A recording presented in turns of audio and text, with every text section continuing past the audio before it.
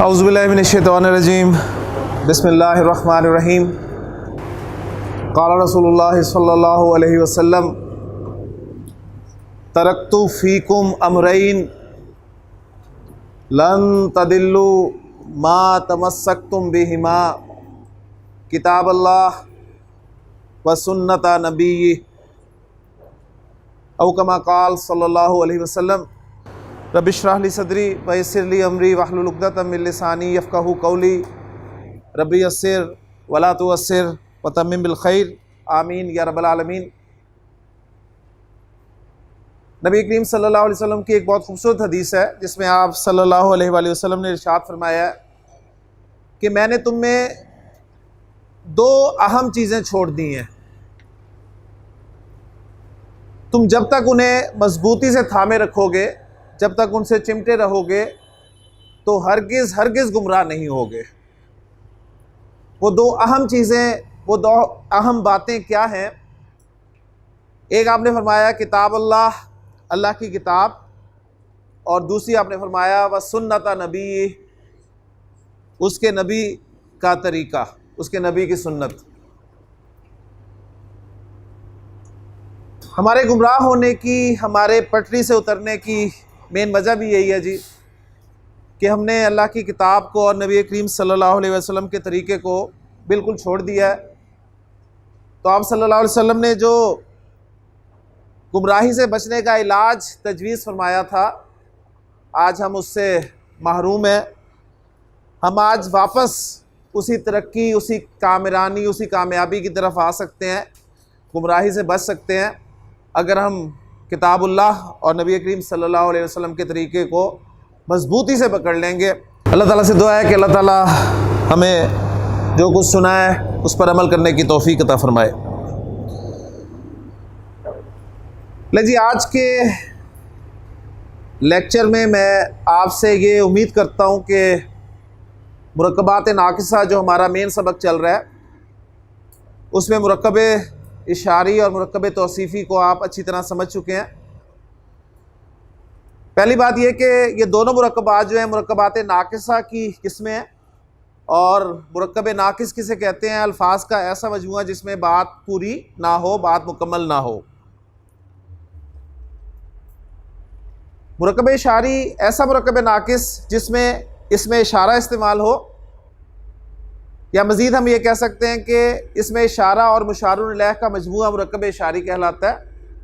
और formula simple सा है कि इसम के चारों पहलू जिन्स, अदद, वुसअत और इराब में दोनों में मुताबिकत पाई जाएगी। एक पॉइंट बहरहाल आपने याद रखना है मुरक्कब इशारी में कि अगर कोई गैर आकिल की जमा मुशारुन इलैह इस्तेमाल हो रहा होगा तो उसके लिए इशारा वाहिद मुअन्नस इस्तेमाल किया जाएगा। मुरक्कब तौसीफ़ी ऐसा मुरक्कब नाक़िस जिसमें एक इस्म दूसरे इस्म की सिफत बयान करे, यानी मौसूफ़ और सिफत का मजमूआ मुरक्कब तौसीफ़ी कहलाता है। और इसका भी सिंपल सा फार्मूला है कि सिफत इस्म के चारों पहलू जिन्स, अदद, वुसअत और इराब में मौसूफ़ को फॉलो करती है, और अगर मौसूफ़ गैर आकिल की जमा आ जाए तो उसके लिए सिफत जो है वो वाहिद मुअन्नस आया करती है। तो अल्हम्दुलिल्लाह ये दोनों मुरक्कबात हमारे पक्के हो चुके हैं। आज हम तीसरे मुरक्कब नाक़िस की तरफ जो है बढ़ेंगे, और मैं आपको बताता चलूँ कि कुरान मजीद का और नबी करीम सल्लल्लाहु अलैहि वसल्लम की अहादीस का सबसे ज़्यादा इस्तेमाल होने वाला मुरक्कब नाक़िस जो है वो अब हम पढ़ने लगे हैं, इसलिए इसे पूरी तवज्जो चाहिए आपकी। ये मुरक्कब है जी मुरक्कब इज़ाफ़ी।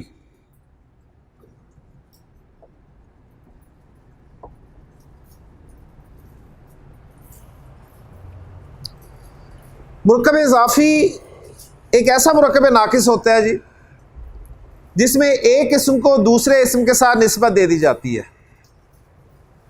ऐसा मुरक्कब नाक़िस जिसमें एक इस्म को दूसरे इस्म के साथ निस्बत दे दी जाए,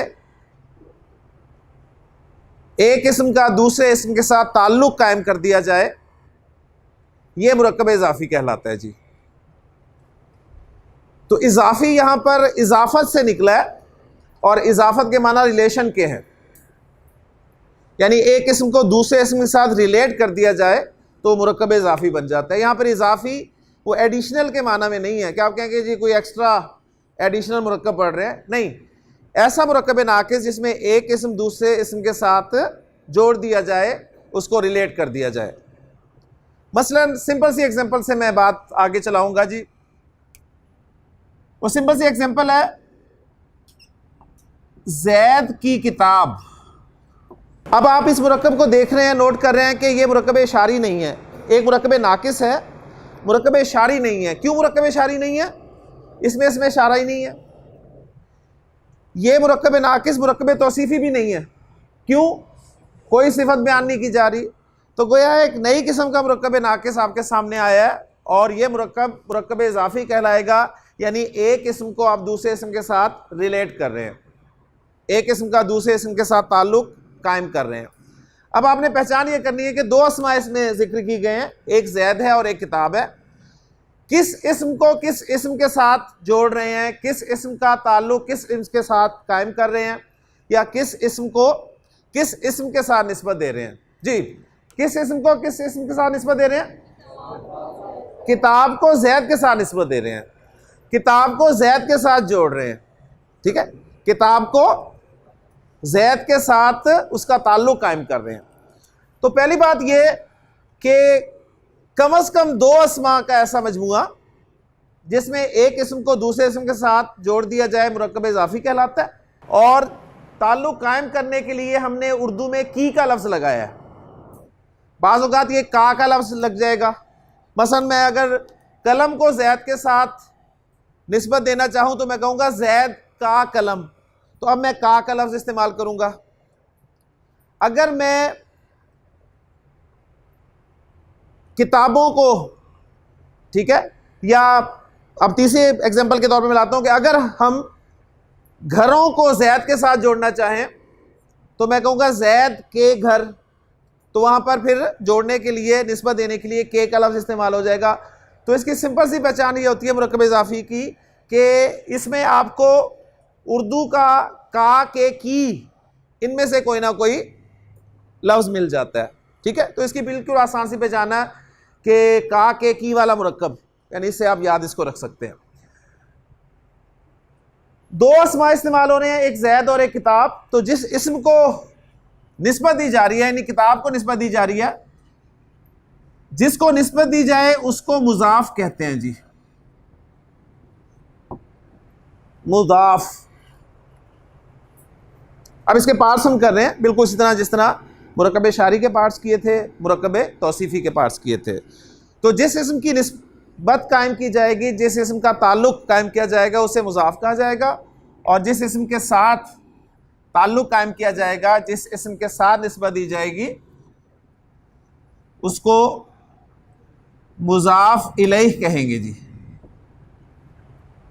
मुजाफुन इलैह।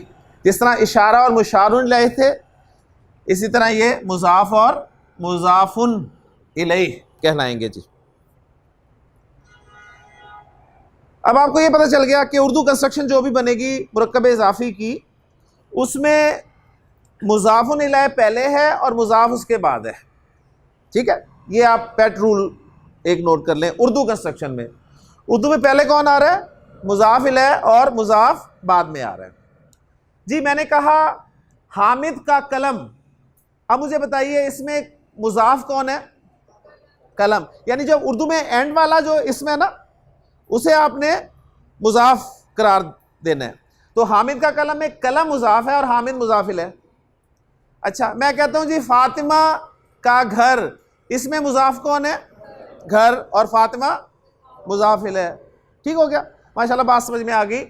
तो मुरक्कब इजाफी मुजाफ और मुजाफ इलैह का मजमूआ होगा। अब हम आते हैं जी अरबी कंस्ट्रक्शन की तरफ। तो पहली बात जो नोट करनी है आपने वो ये है कि अरबी कंस्ट्रक्शन में मुजाफ पहले आएगा और मुजाफ इलैह बाद में आएगा। तो बिल्कुल उसी तरह आपको दो तीर चलाने पड़ेंगे जैसे कि हमने मुरक्कब तौसीफ़ी में चलाए थे। मुरक्कब तौसीफ़ी में भी तरतीब उलट गई थी। उर्दू में सिफत पहले थी, मौसूफ बाद में, जबकि अरबी में मौसूफ पहले सिफत बाद में। इसी तरह मुरक्कब इजाफी में उर्दू में मुज़ाफ़ इलैह पहले, मुज़ाफ़ बाद में, और अरबी में मुज़ाफ़ पहले, मुज़ाफ़ इलैह बाद में। ठीक हो गया। और बाकी ये देखें ज़ुबान का आपको पता चलता है, जिस तरह मुरक्कब तौसीफ़ी में था कि पहले मौसूफ़ को जिक्र करना चाहिए फिर उसकी सिफत आनी चाहिए, इसी तरह मुरक्कब इज़ाफ़ी में पहले वो इस्म लाओ जिसको रिलेट करना है, फिर जिसके साथ रिलेट करना है उसको लाया जाए। तो असल तरतीब यही होती है। तो अब हम ये काम करने के बाद कि मुज़ाफ़ को पहले रखेंगे और मुज़ाफ़ इलैह को बाद में रखेंगे, अब हम देखेंगे कि फ़ार्मूला क्या है इसका। तो इसका फ़ार्मूला ज़रा थोड़ा सा मुख्तलिफ है। अब इसमें कोई मुताबकत वाली बात नहीं, क्योंकि पिछले दोनों मुरक्कबात में आपने देखा था कि अस्मा की आपस में मुताबकत ज़रूरी थी। इसमें कोई मुताबकत वाली बात नहीं है। मुज़ाफ़ के अपने रूल्स हैं और मुज़ाफ़ इलैह के अपने रूल्स हैं, यानी मुज़ाफ़ की अपनी शराइत हैं और मुज़ाफ़ इलैह की अपनी शराइत हैं।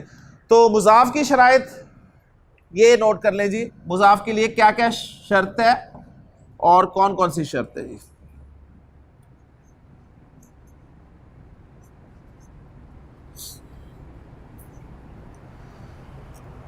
जो इसम आप मुज़ाफ़ बनाकर लाना चाहते हैं उसके लिए पहली शर्त यह है कि आपने उस पर अलिफ लाम दाखिल बिल्कुल नहीं करना। मुज़ाफ़ पर अलिफ लाम का दाखिला ममनू है।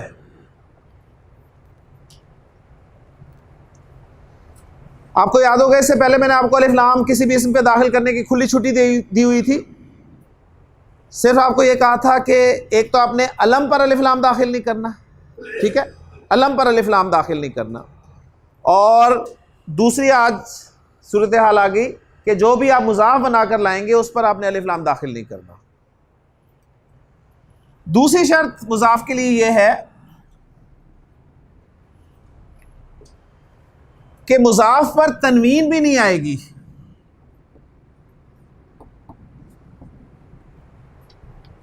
अलिफ लाम का दाखिला भी ममनू था और तनवीन भी नहीं आएगी।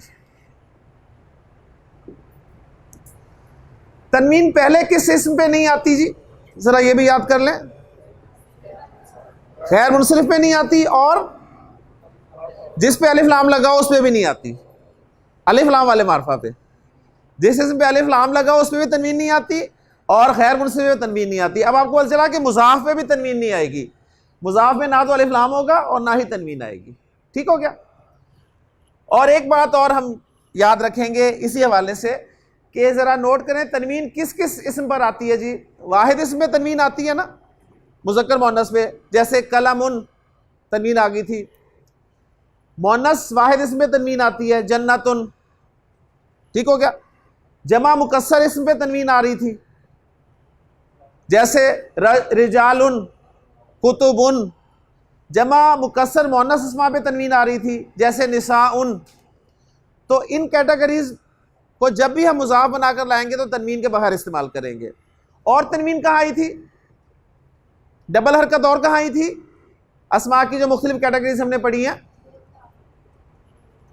एक जगह और आई है,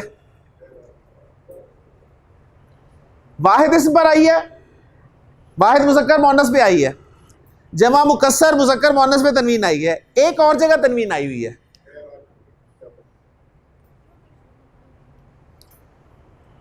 अस्मा की कौन कौन सी कैटेगरीज हमने पढ़ी है, जरा वाहिद अस्मा पढ़े हैं, मुसन्ना पढ़े हैं, जमा सालिम मुज़क्कर पढ़ा है, जमा सालिम मुअन्नस पढ़ा है। तनवीन इन कैटेगरीज में से कहां कहां आती है, वाहिद पर आती है, जमा मुकस्सर पर आती है, और जी हकीम साहब जमा सालिम मुअन्नस में भी तनवीन आती है। तालिबातुन, तालिबातिन, तालिबातिन।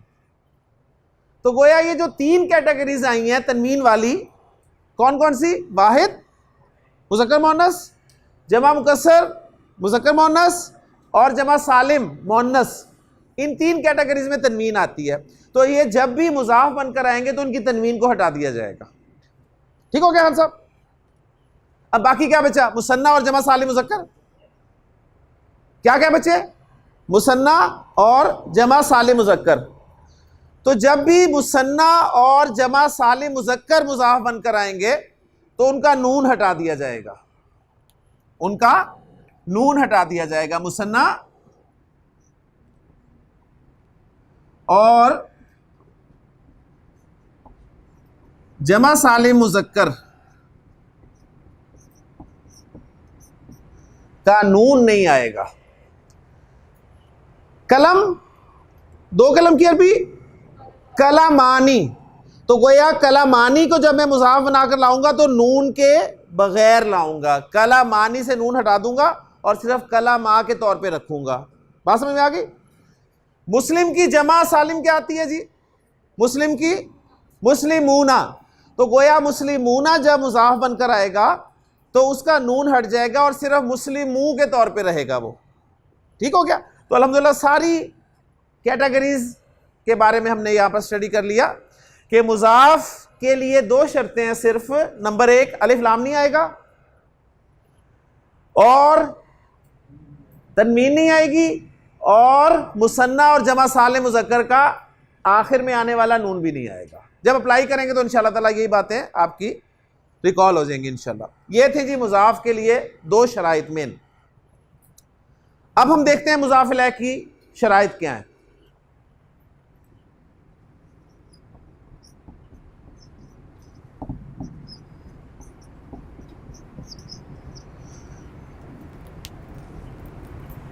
मुजाफ इलैह के लिए सिर्फ एक ही शर्त है जी, सिर्फ एक शर्त।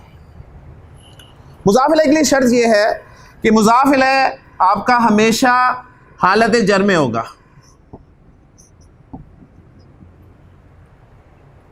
मुजाफ इलैह हमेशा आपका हालत जर में होगा। तो आज आपको किसी भी इस्म के हालत जर में जाने की पहली वजह पता चल गई। अभी तक हम पढ़ चुके हैं कि इस्म हालत रफ़ा में कब कब होता है? दो सूरतों में इस्म हालत रफ़ा में होता है, मुब्तदा जब होता है या खबर जब होता है। ऐसे ही है ना? मुब्तदा रफ़ा में होता है, खबर रफ़ा में होता है। नसब कब कब होता है अभी हमने नहीं पढ़ा। जर कब कब होता है, इस्म मजरूर कब कब होता है, हालत जर में कब कब होता है। तो पहली वजह सामने आ गई कि मुजाफ इलैह होने की सूरत में इस्म की हालत जर इस्तेमाल होती है। क्लियर होगी जी? बस ये तीन बातें आपने याद रखनी है। ये तीन बातें आपने याद कर ली तो अरबी ज़ुबान में कोई भी मुरक्कब इज़ाफ़ी आप कंस्ट्रक्ट कर सकते हैं इंशाअल्लाह ताला। वो तीन बातें क्या हैं? मुरक्कब इज़ाफ़ी के दो पार्ट्स मुज़ाफ़ और मुज़ाफ़ इलैह। पहले मुज़ाफ़ लाना है, बाद में मुज़ाफ़ इलैह। मुज़ाफ़ पर ना तो अलिफ लाम लाना है और ना ही तनवीन, और अगर मुज़ाफ़ का लफ्ज़ मुसन्ना या जमा सालिम मुज़क्कर का लफ्ज़ है तो उसका आखिर में आने वाला नून भी हटा देना है, और मुज़ाफ़ इलैह को आपने हालत जर में रख लेना है। ठीक हो गया? अब यहां से मजीद कुछ चीजें हम निकाल लेते हैं। अब मुझे बताइए, मुज़ाफ़ इलैह के लिए सिर्फ एक ही शर्त है कि वो हालत जर में होगा। मुज़ाफ़ इलैह कभी भी ना रफ़ा में हो सकता है ना नसब में हो सकता है। ठीक है ना? अच्छा, लेकिन मुज़ाफ़ के बारे में बताएं, मुज़ाफ़ की कोई ऐसी शर्त है कि वो रफ़ा में होगा, नसब में होगा या जर में होगा? कोई शर्त नहीं है ना। तो इसका मतलब वो तीनों सूरतों में आ सकता है। मुज़ाफ़ रफ़ा में भी आ सकता है, नसब में भी आ सकता है, जर में भी आ सकता है, लेकिन मुज़ाफ़ इलैह सिर्फ हालत जर में होगा। ओके? मुज़ाफ़ पर अलिफ लाम दाखिल नहीं होना, लेकिन क्या मुज़ाफ़ इलैह के लिए शर्त है कि मुज़ाफ़ इलैह पर अलिफ लाम दाखिल नहीं होना? तो इसका मतलब मुज़ाफ़ इलैह पर अलिफ लाम दाखिल हो सकता है और आपने करना है। आपने करना है। कब नहीं करना? अलम की सूरत में नहीं करना, या मुज़ाफ़ हो तो नहीं करना। बाकी आप करें बेफिक्र होकर, मेरी तरफ से आपको इजाज़त है। ठीक हो गया? तो ये चीज़ें साथ हमने एक्स्ट्रा रूल्स में निकाल ली, वरना असल शराइत यही है। शर्त होती है वो है जी जो पूरी की जाए। तो जिस लफ्ज़ को मुज़ाफ़ बनाकर लाना है तो उसके लिए ये दो शर्तें हैं, और जिसको मुज़ाफ़ इलैह बनाकर लाना है उसके लिए सिर्फ एक ही शर्त है। तो अब इन तीन बातों को सामने रख के हम अपना पहला मुरक्कब इज़ाफ़ी कंस्ट्रक्ट करते हैं, और फिर बेशुमार मुरक्कब इज़ाफ़ी इंशाअल्लाह आपके बनने शुरू हो जाएंगे। जी, मेरे पास मुज़ाफ़ के लिए लफ्ज़ है किताब का, तो किताब का लफ्ज़ मैं मुज़ाफ़ बना के लाना चाह रहा हूँ। किताब आपको पता है कि तनवीन के साथ आता है, किताबुन, ठीक है, या अलिफ लाम लगा होता है, अल किताबु। अब ये मुज़ाफ़ है तो इस पे अलिफ लाम तो आना नहीं है। ओके, तनवीन भी नहीं आनी, तो तनवीन में हटा दूंगा। ये रह गया जी किताबु। मुज़ाफ़ आपका तैयार हो गया। ठीक है ना? मुज़ाफ़ इलैह आपका ज़ैद है। ज़ैद जो है इस पे तो अलिफ लाम आ ही नहीं सकता, अलम है ना, अगर अलम ना होता तो मैं इस पे अलिफ लाम लगाकर इसको लिखता यहाँ पे, ठीक है, इस पे अलिफ लाम आ ही नहीं सकता, लिहाजा मैंने ज़ैद को ऐसे लिख दिया। अब ज़ैद की 3 इराबी हालतें आपको आती हैं। वाहिद इसम की रफ़ा 2 पेश के साथ, नसब 2 ज़बर के साथ, जर 2 ज़ेर के साथ। तो ज़ैद की हालत जर में लाऊंगा क्योंकि मुज़ाफ़ इलैह के तौर पे आ रहा है, तो ये बन गया जी ज़ैदिन। तो पहला मुरक्कब इज़ाफ़ी आपका कंस्ट्रक्ट हो गया किताबु ज़ैदिन। अब आप कहेंगे जी इसमें की कहाँ है? की जिस तरह ये कलम है, हाजा कलमुन, इसमें है नहीं था, तो इसी तरह ज़ैद की किताब किताबु ज़ैदिन, ठीक है, इसमें की नहीं है। यानी जिस तरह वो है का मफहूम ऑटोमेटिकली पैदा हो गया था मारिफा नकरा के कॉम्बिनेशन से, इसी तरह ये की का के का मफहूम ऑटोमेटिकली पैदा हो गया मुज़ाफ और मुज़ाफ इलैह के कॉम्बिनेशन से। किताबु ज़ैदिन, ज़ैद की किताब। हामिद की किताब किताबु हामिदिन, किताबु हामिदिन। महमूद की किताब किताबु महमूदिन, किताबु महमूदिन। अली की किताब, खान साहब, किताबु अलीयिन, किताबु अलीयिन। जनाब उमर की किताब किताबु किताबु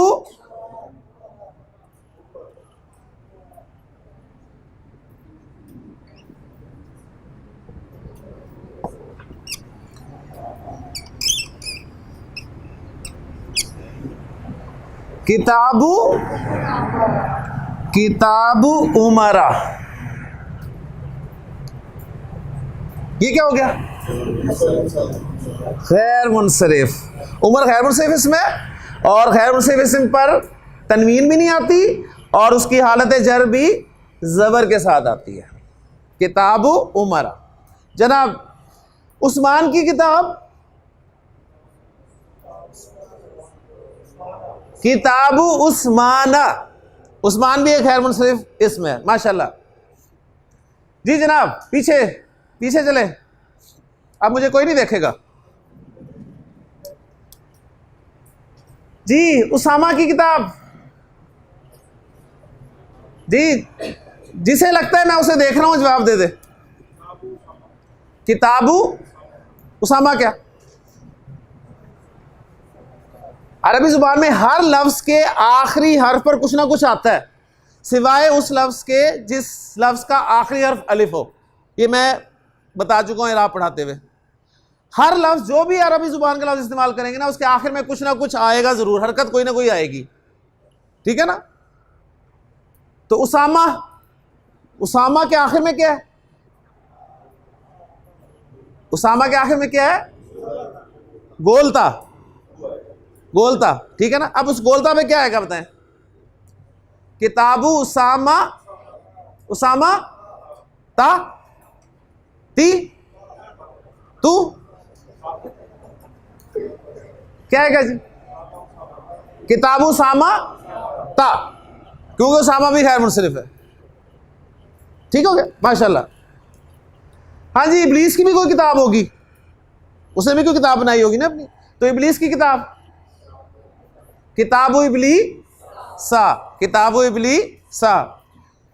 एक फिरौन ने भी किताब बनाई हुई थी अपनी, ठीक है, जिसमें वो रिकॉर्ड रखता होगा कि कितने मर्द मैंने कत्ल कर दिए और कितनी औरतें जिंदा छोड़ दी। तो फिरौन की किताब किताबु फिरौ ना, माशाल्लाह। तो काफी सारे खैर मुनसरिफ अस्मा आपके सामने आ गए। हाँ जी, इधर चलते हैं जी। जी फातिमा की किताब किताबु फातिमा ता। मरियम की किताब किताबु मरियमा। मर्दों की किताब भी होगी, औरतों की किताब भी होगी। अब आते हैं जी अल्लाह की किताब की तरफ। किताबुल्लाह ही, किताबुल्लाह ही। तो अल्लाहु, अल्लाह, अल्लाह ही, ठीक हो गया। किताबुल्लाह ही, अल्लाह की किताब। अच्छा जी, अल्लाह की किताब होगी, अब मुझे बताइए जी, अल्लाह का रसूल क्या कंस्ट्रक्शन होगी? रसूलुल्लाही। अल्लाह का रसूल रसूलुल्लाही जी। अल्लाह का नबी, अल्लाह का नबी नबीयुल्लाही, नबीयुल्लाही। अल्लाह का वली वलीयुल्लाही। अल्लाह का दोस्त हबीबुल्लाही, अल कासिबु हबीबुल्लाही। मेहनत करने वाला अल्लाह का दोस्त है। और अल्लाह का खलील खलीलुल्लाही। कौन थे? हज़रत इब्राहीम अलैहिस्सलाम। अल्लाह की मदद नसरुल्लाही, इज़ा जाआ नसरुल्लाही वल फथ। अल्लाह का अज़ाब अज़ाबुल्लाही। अल्लाह की रहमत रहमतुल्लाही। अल्लाह की नेमत नेमतुल्लाही। अल्लाह का बंदा अब्दुल्लाही। माशाल्लाह, देखें जी कितने सारे मुरक्कब इज़ाफ़ी बना लिए आपने, और बेशुमार जगह पर आप ये इस्तेमाल करते हैं अल्हम्दुलिल्लाह। तो सिंपल मुरक्कब इज़ाफ़ी समझ में आ गया जी। क्या है मुरक्कब इज़ाफ़ी? मुज़ाफ़ और मुज़ाफ़ इलैह का मजमूआ। कोई डिटेल की जरूरत नहीं है कि जी एक किस्म को दूसरे के साथ रिलेट कर रहे हैं, याद रह जाए तो बहुत अच्छी बात है। लेकिन मुज़ाफ़ और मुज़ाफ़ इलैह का मजमूआ मुरक्कब इज़ाफ़ी कहलाता है। मुज़ाफ़ पहले आएगा, मुज़ाफ़ इलैह बाद में आएगा। मुज़ाफ़ पे ना तो अलिफ लाम आएगा ना तनवीन आएगी, और अगर वो मुसन्ना या जमा साले मुज़क्कर का लफ्ज़ होगा तो आखिर में आने वाला नून ड्रॉप हो जाएगा और मुज़ाफ़ इलैह हालत जर में होगा। जी अब्दुर्रहमान, एक सवाल आया जी कि अल्लाह का बंदा तो आपने बना दिया अब्दुल्लाही, तो अगर अर रहमान का बंदा हो तो अब्दुर्रहमानी। अल्लाह के जितने सिफाती नाम हैं, देखिए अल्लाह के दो तरह के नाम है ना। एक अल्लाह का ज़ाती नाम है जो कि अल्लाह है, सही है, बाकी सारे उसके सिफाती नाम है। तो हमारे यहाँ जो नाम होते हैं अक्सर वो इसी पैटर्न पे रखे जाते हैं, अब्द को मुज़ाफ़ बनाकर अल्लाह के ज़ाती नाम को या अल्लाह के सिफाती नाम को मुज़ाफ़ इलैह की जगह पे रख लेते हैं। तो अब्दुल्लाही, अब्दुर्रहमानी, अब्दुर्रहीमी, अब्दुस्समदी, बेशुमार अब्दुस्समीई, ठीक है, ये सारे के सारे जो है मुरक्कब इज़ाफ़ी कंस्ट्रक्शंस बनती हैं। ठीक, तो फिर वो नाम, जब नाम रख लिया जाता है तो फिर उसका हम नाम ही बोलते हैं, तर्जुमा करके नहीं बोलते कि आप अब्दुल्ला को बुलाए हो अल्लाह के बंदे। मोमिन का दिल जी, इसमें मुज़ाफ़ क्या है? दिल। दिल मुज़ाफ़ है, फौरन तीर चला लें, ठीक है। और दिल कल्ब होता है, कल्ब पे मैंने अलिफ लाम भी नहीं डालना, और कल्ब वाहिद है, वाहिद की रफ़ा तनवीन के साथ आती है, ठीक है। दो पेश के साथ आएगी तो एक पेश इसमें से निकाल दिया, कल्बू। और मोमिन मुज़ाफ़ इलैह जी, मोमिन पे अल दाखिल कर दूं, कोई इतराज़ तो नहीं किसी को? क्यों जी? मुज़ाफ़ इलैह पर अलिफ लाम दाखिल कर दूं, कोई इतराज़ तो नहीं? हो सकता है ना। और मैंने कहा करें, कब ना करें? सिर्फ अलम पे ना करें। जैद अलम था इसलिए नहीं किया, उमर अलम था इसलिए नहीं किया। अल्लाह पे तो वैसे ही अल दाखिल हुआ है, उसके तो नाम के अंदर ही अल है, ठीक है, वो तो शुरू से ही मार्फ है, ठीक हो गया ना। अब जो भी लफ्ज़ आएगा मुज़ाफ़ इलैह की जगह पर, उस पर मैं अलिफ लाम दाखिल कर सकता हूँ, कोई मना नहीं है। तो दो जगह पे नहीं करना हमने, अलम पे नहीं करना या मुज़ाफ़ पे नहीं करना, ठीक हो गया। बाकी जगह पे बेफिक्र होके करें। तो मैं कहूँगा कल्बुल मुमिनी, कल्बुल मुमिनी, मोमिन का दिल। अच्छा जी, अब मोमिन का दिल किया तो मोमिन की मेराज,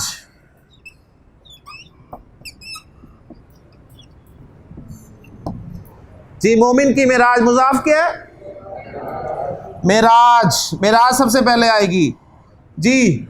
मेराज पर अलिफ लाम दाखिल नहीं होगा और तनवीन भी नहीं आएगी, तो क्या बन जाएगा? मेराजु, और मोमिन मुजाफिल है अल मुमिनी, मेराजुल मुमिनी। नबी करीम सल्लल्लाहु अलैहि वसल्लम की मुख्तसर सी हदीस है जिसमें आपने नमाज को मोमिन की मेराज कहा है कि अस्सलातु मेराजुल मुमिनी, नमाज मोमिन की मेराज है। जी, दीन का सुतून, मुजाफ क्या है इसमें? सुतून। सुतून को अरबी में कहा जाता है इमाद।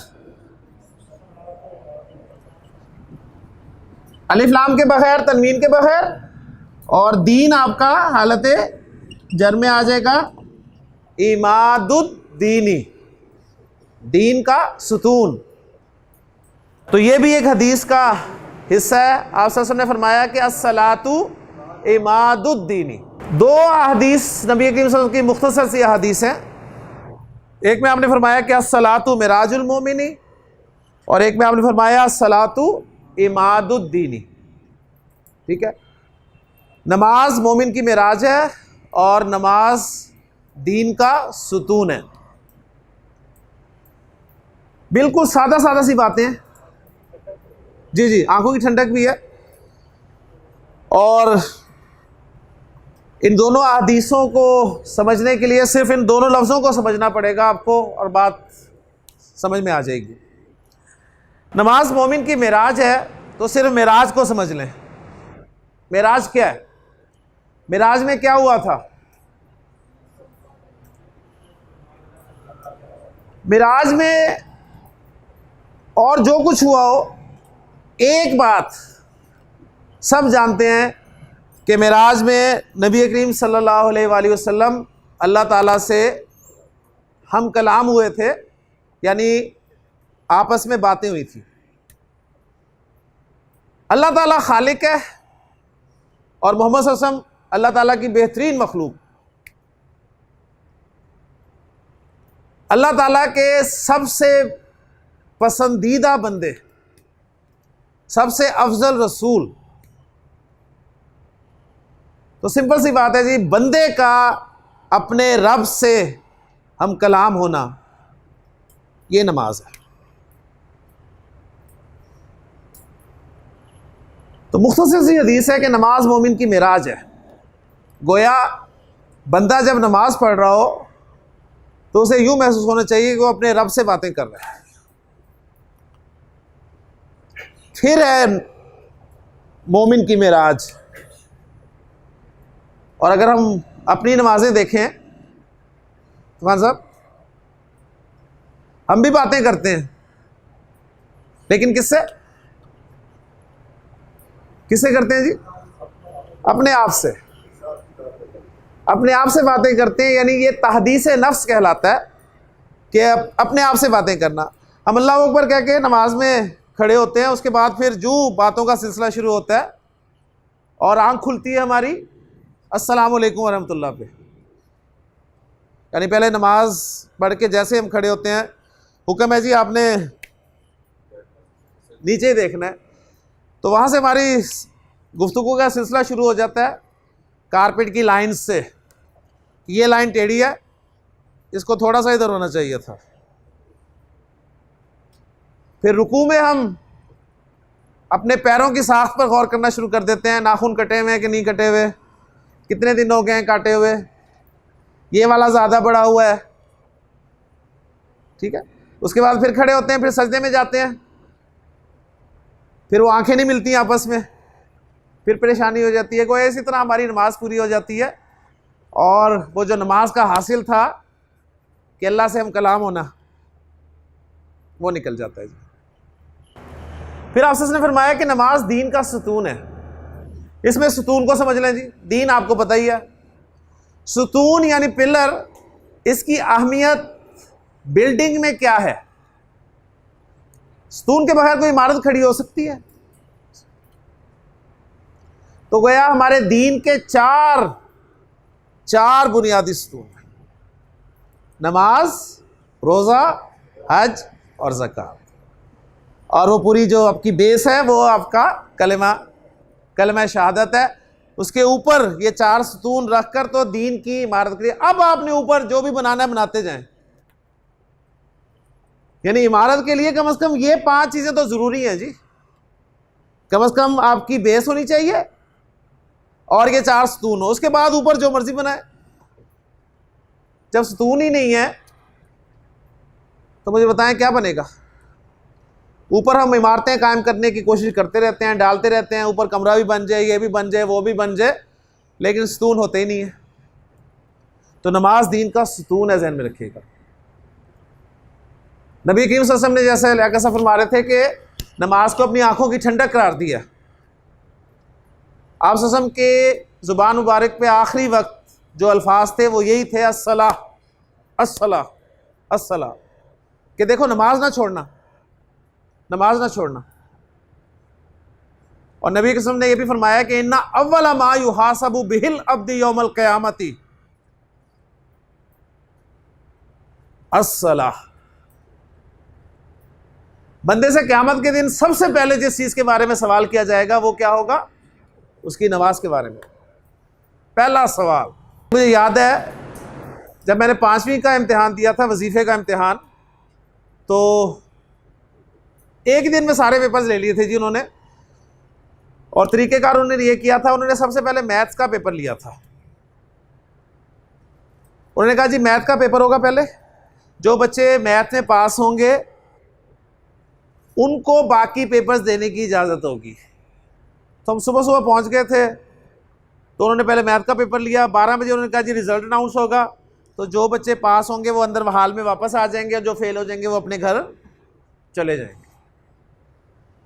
तो हमने मैथ का पेपर दिया जी, पेपर दे के आए, इंतज़ार किया, रिज़ल्ट अनाउंस हुआ, बच्चे जो पास थे वो हाल में वापस चले गए और जो फेल थे वो घर को वापस आ गए। खुशकिस्मती से हम भी पास होने वालों में शामिल थे, तो बाकी सब्जेक्ट से पेपर भी दे दिए। अगले दिन जब हम स्कूल गए हैं तो वो बच्चे जो मैथ में फेल हो गए थे ना, वो पता आपस में क्या बातें कर रहे थे? वो ये बातें कर रहे थे कि यार मेरी अंग्रेजी की बड़ी अच्छी तैयारी थी, मुझे साइंस का एक एक लफ्ज याद था, मेरा फलां सब्जेक्ट तो बड़ा ही जबरदस्त था। लेकिन उन्होंने ना तो अंग्रेजी की कोई बात उनसे पूछी, ना साइंस के बारे में कुछ पूछा, ना किसी और सब्जेक्ट के बारे में पूछा। उन्होंने क्राइटेरिया क्या बनाया? मैथ्स। उन्होंने कहा मैथ पास होगा तो बाकी सब्जेक्ट के बारे में भी पूछ लिया जाएगा। तो अल्लाह ताला ने क्राइटेरिया बना दिया नमाज को जी, कि इन्ना अव्वला मा युहासबु बिहिल अब्दी यौमल क़यामती अस्सलाह। आपसे ने फरमाया कि जिसकी नमाज सही निकल आई ना, तो उसके बाकी अमाल भी सही निकल आएंगे। पहला सवाल जो आपका एमसीक्यूज पर मुश्तमिल होता था, जिसमें अगर एमसीक्यूज में कोई फेल हो जाए ना, तो उसके बाकी पेपर में पास होने के चांसेस नहीं रहते, ये आप जानते हैं माशाल्लाह। जिसे एमसीक्यूज ही नहीं आते उसने खाक बाकी लॉन्ग क्वेश्चंस करने। जो एमसीक्यूज में पास हो गया ना, उसके चांसेस हैं कि वो बाकी पेपर में पास हो जाएगा। जिसका पहला सवाल ही माशाल्लाह हुआ तो उसके पास होने की कोई उम्मीद नहीं है। तो नमाज ध्यान में रखिएगा, आप सच ने फरमाया है कि नमाज मोमिन की मेराज है, नमाज दीन का सुतून है, और क़यामत के दिन बंदे से सबसे पहला सवाल जो होगा उसकी नमाज के बारे में। और मैं पहले अर्ज कर चुका हूं कि मोमिन और काफिर में फ़र्क करने वाली चीज़ आप सल्लल्लाहु अलैहि वसल्लम के मुताबिक नमाज है। पता ही बंदे का वहीं से चलता है, तो नमाज ना छोड़ें। मोमिन शख्स जो है वो नमाज नहीं छोड़ता जी। बेचैनी उसे शुरू हो जाए कि नमाज मेरी ज़ाया ना हो जाए, नमाज मेरी मिस ना हो जाए, नमाज मेरी लेट ना हो जाए।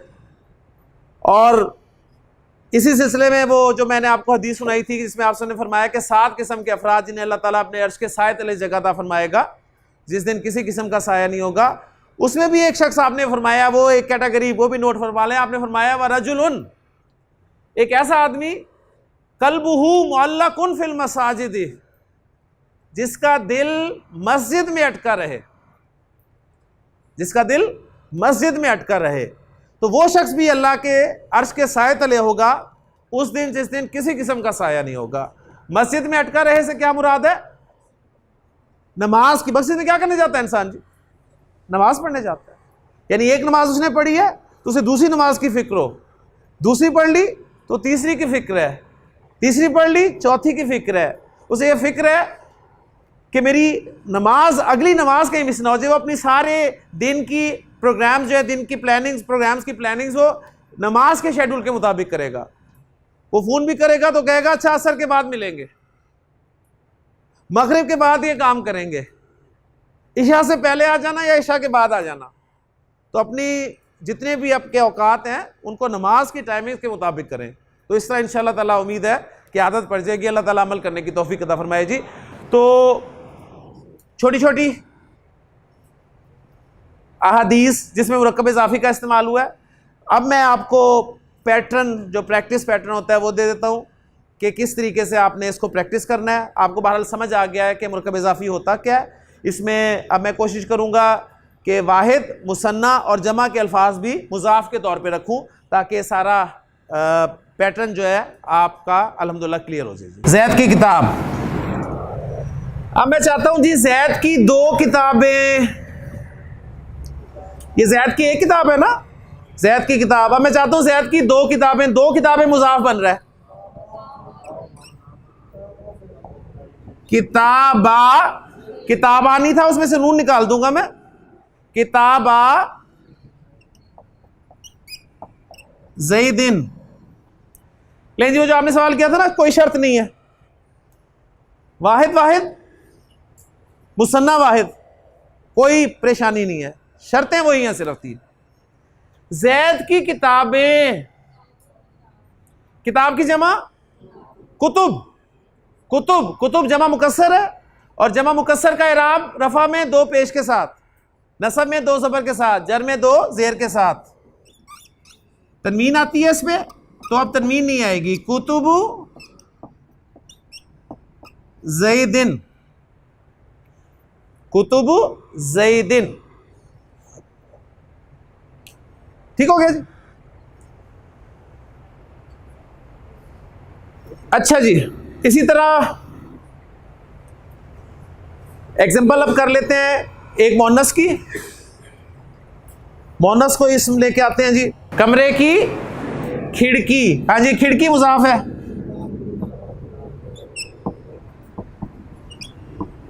नाफिज़तु जी, कमरा गुरफा होता है ना, कमरे पे अलिफ लाम ले आऊं ना लाऊं? क्यों? कमरा मुज़ाफिल है, बन रहा है, अलिफ लाम लाऊं या ना लाऊं? ले आऊं ना। मैंने कहा लाएं आप लोग, सिर्फ मुज़ाफ पे ना लाएं और नाम पे ना लाएं, बाकी हर जगह लाएं बेफिक्र होके।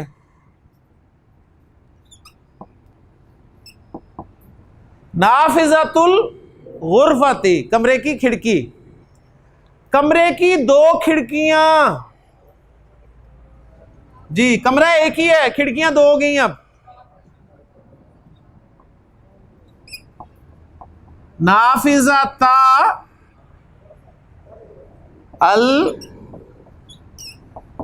गुरफती, नाफिज़तल गुरफती, कमरे की खिड़कियां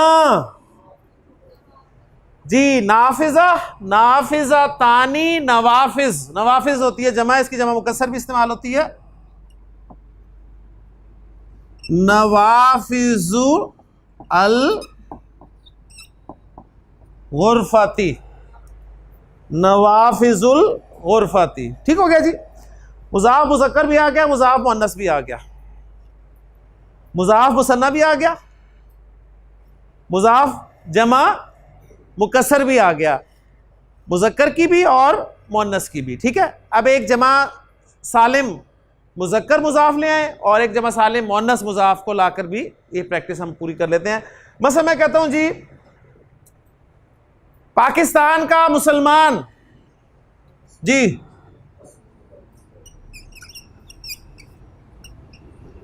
मुस्लिमु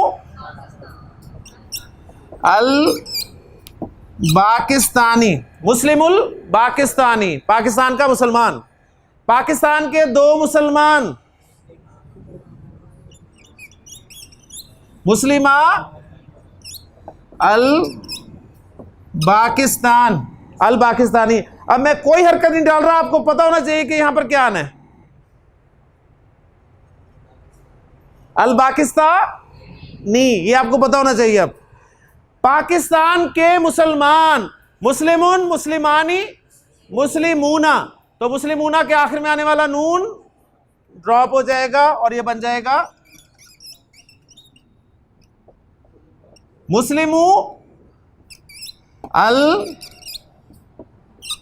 पाकिस्तानी, तो मुस्लिमुल पाकिस्तानी। ठीक हो गया। अब पाकिस्तान की मुसलमान मुन्नसों की भी बात कर लेते हैं जी। पाकिस्तान की मुस्लिमा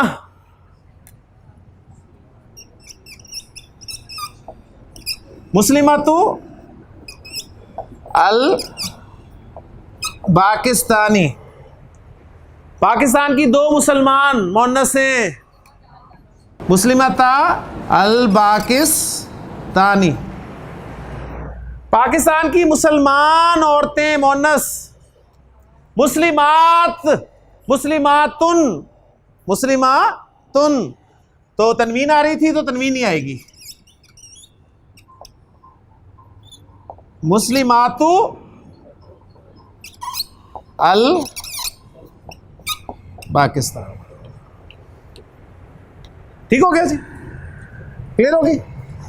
तो ये प्रैक्टिस थी हमारी मुरक्कब इजाफी में मुजाफ का वाहिद मुसन्ना जमा होना, जमा मुकस्सर होना या जमा सालिम होना। अब एक प्रैक्टिस हम करेंगे और छोटी सी, ठीक है, और वो होगी मुजाफ इलैह का वाहिद मुसन्ना या जमा होना। ये तो मुजाफ है ना, मुजाफ हुआ तो मुजाफ इलैह भी तो कभी जमा आ सकता है। तो कंस्ट्रक्शन इसी में हमारी प्रैक्टिस भी हो जाएगी और इसी में इंशाअल्लाह ताला हमारी आप कह लें कि मुख्तलिफ जो पॉसिबिलिटीज़ हो सकती हैं अस्मा की वो भी आ जाएंगी। इसमें अभी मैं रफ़ा नसब जर के चक्कर में आपको नहीं डाल रहा। मुजाफ इलैह ने तो बेचारे ने होना ही जर में है, ये मुजाफ रफ़ा में ही डाला है हमने अभी, क्योंकि नॉर्मली हम रफ़ा में ही रखते हैं इसम को, हर इसम को, ठीक है ना। तो बाकी ये नसब में जाएगा, जर में जाएगा, वो बाद में देखेंगे। तो अब दूसरी प्रैक्टिस जी, जिसमें मुजाफ इलैह आपका वाहिद होगा, मुसन्ना होगा या जमा होगा जी। मुसलमान का लड़का कौन मुजाफ है? लड़का। लड़के की अरबी वलद, वलदू, और मुसलमान पे अलिफ लाम दाखिल कर दूं ना, वलदुल मुस्लिमी, वलदुल मुस्लिमी, मुसलमान का लड़का।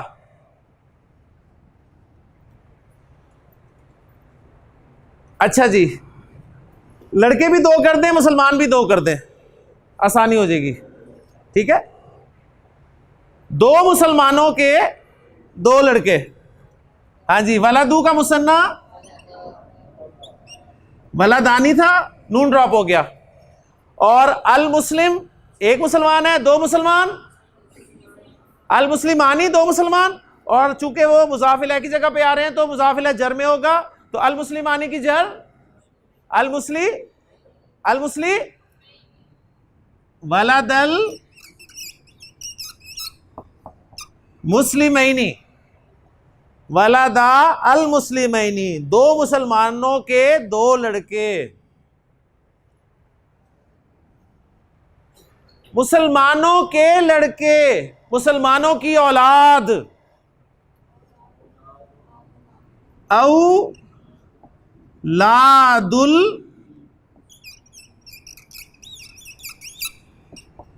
मुस्लिमीना, औलादुल मुस्लिमीना, मुसलमानों की औलाद।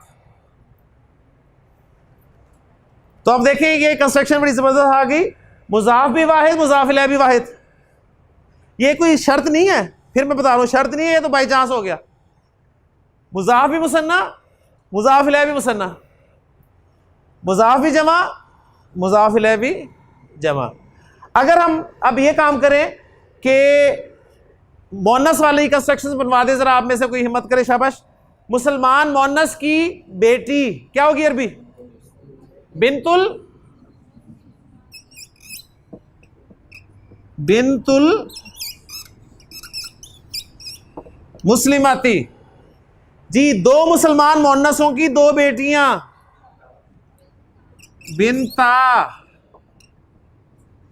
बिनता अल मुस्लिमा तैनी, और मुसलमान मोन्नसों की बेटियां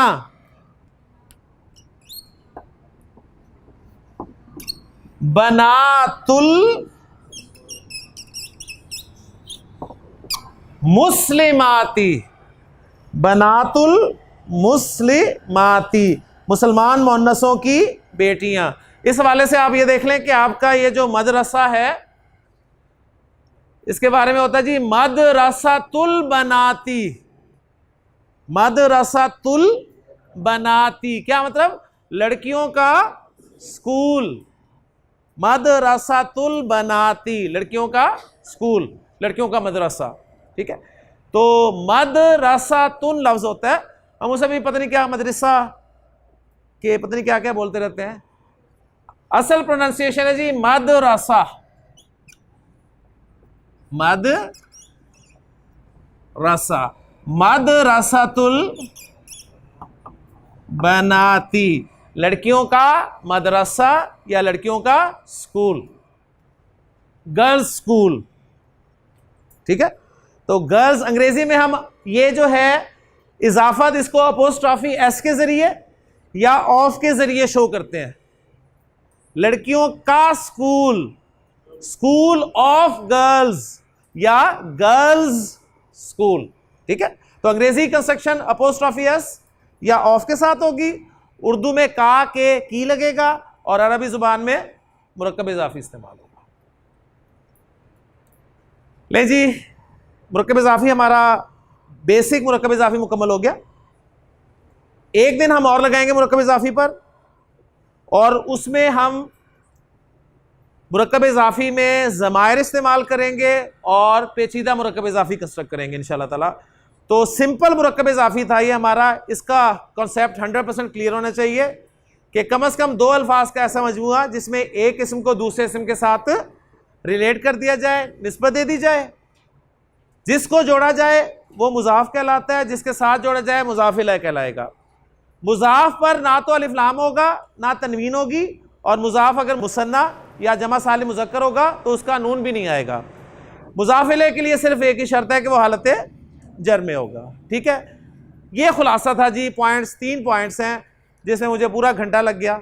अब आपका काम है, जो आपको पेपर मिल रहा है इसमें आप कोशिश करें वर्किंग करने की, अल्लाह ताला से दुआ भी करें कि अल्लाह ताला हमारे लिए इनको आसान फरमाए जी। सुब्हानकल्लाहुम्मा व बिहम्दिका अशहदु अल्ला इलाहा इल्ला अंता अस्तगफिरुका व अतूबु इलैक।